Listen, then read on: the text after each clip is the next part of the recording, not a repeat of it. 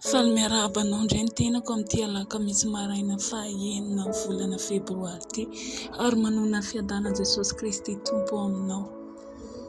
Raha-mpisaodian'ny fahamarinana antsika anio dia mitondra ny lohahevitra hoe fifandraisana akaiky amin'ny fanahy masina. Ten'Andriamanitra fanokafana dia hitantsika amin'ny Korintianina 2:7-20. Ho aminareo rehetra nefa fahasoavan'i Jesosy Kristy tompo sy ny fitiavan'Andriamanitra iray ary ny firaisana mamy amin'ny fanahy masina. Amen. Ny fitsipika fototra amin'ny fampivelarana amin'ny maha olona sy ny fifandraisana akaiky amin'ny fanahy masina dia amin'ny alalan'ny ten'Andriamanitra sy ny vavaka. Zava-dehibe miondrika amin'ny alalan'ny teny ary manamafy ny fifandraisana ao aminy amin'ny alalan'ny vavaka. Fifandraisana rehetra tsy misy fifampiraisana dia maty. Na inona izany fifandraisana izany, na ny fifandraisan'ny ray aman-dreny sy ny zanaka, na ny mpivady, na ny mpiara-miasa sy ny sisa rehetra. Amin'ny lafiny iray, ny fifampiraisana tsara dia mikolokolo sy mampisy tombam-bidy fifandraisana.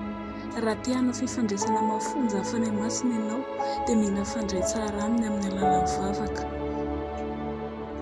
Tsanganaina izy ary tokony mifandray aminy ianao amin'ny mahatsanganaina azy. Vakio indray ny andin'ny teny fanokafana izay manondro karazana fifandraisana tokony hananantsika miaraka amin'ny tompo. Ny iray dia any an-danitra ary Jesosy efa lasa any an-danitra. Fanahy masina sisa ny eto amintsika. Ilay Andriamanitra fantatsika sy fandraisantsika ankehitriny dia fanahy masina. Izy no manao ny fanatrehany iray sy ny fanatrehany Jesosy ho tena azo-tsapain-tanana aminao. Koa mianara miresaka aminy, izany manjava-dehibe ny fitenenana amin'ny fiteny tsy fantatra.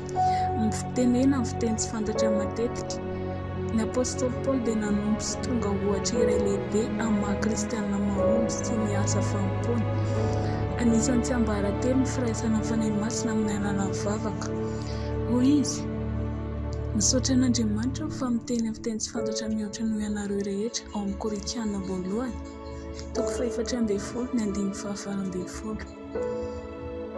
Raha tsapany Paoly fa nila niteny tamin'ny fiteny tsy fantatra be izy ka afaka niteny tamin'ny fiteny tsy fantatra mihoatra noho fiangonana rehetra tao Korinto dia tsy maintsy manaiky mahazava-dehibe izany ianao.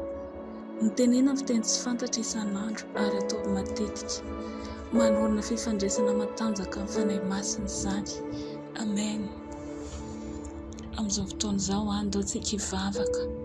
Tsika hivavaka tiako tena ataonao amin'ny fandresen-dahatra amin'ny fona rehetra ireo vavaka izao. Ray malalo, misaotra anao no mifanomezan'ny fanahy masina. Manaiky ny fisiany eo amin'ny fiainako aho ary manaiky tanteraka ny fitarihany. Rehefa miombina aminy aho dia tafahorina mafy ny fanahiko ary mahazo hery aho hiaina amin'ny mpandresena isan'andro amin'ny anaran'i Jesosy. Amen. Amen. Mankasitraka anao naharitra hatramin'ny farany. Tahian'Andriamanitra manokana tompoko ary manonona fandresena fahatsaran'Andriamanitra eo amin'ny lafim-piainanao rehetra amin'ny anaran'i Jesosy.